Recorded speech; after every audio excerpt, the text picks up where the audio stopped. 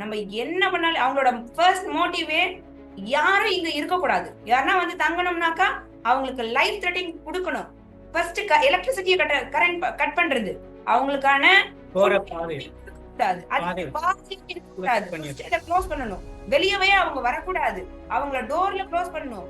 அதுக்கப்புறம் தண்ணி எதுவும் போக கூடாது, சாப்பாடு கொடுக்க கூடாது. அதுக்கான பொருள் எது இருக்குதோ அது எல்லாத்தையும் போட்டு உடைக்கிறது, ஸ்மாஷ் பண்றது, திருடியும் போறது.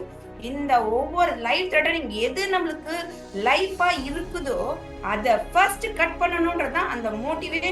அந்த இல்லீகலா என்னெல்லாம் பண்ண முடியுமோ அது எல்லா டிபார்ட்மெண்ட்டும் அதுக்கும் துணை நிக்கிறாங்க. அது நம்ம இந்திய தமிழ்நாட்டுக்குள்ள இது நடக்குதுன்னும் போது இந்திய சட்டத்தினால நம்ம வாழ்றதுல உண்மையிலேயே அஷேம் பண்றேன். நானு இந்த சட்டத்துறையில தான் நம்ம இந்த இந்திய நாட்டுல தான் வாழ்றோமான்றது உண்மையிலேயே அஷேம்டா. ரொம்ப ஒரு சட்டமே அதிகாரிகளே சட்டத்தை மதிக்கலன்னும் போது ரொம்ப வருத்தப்படுறேன்.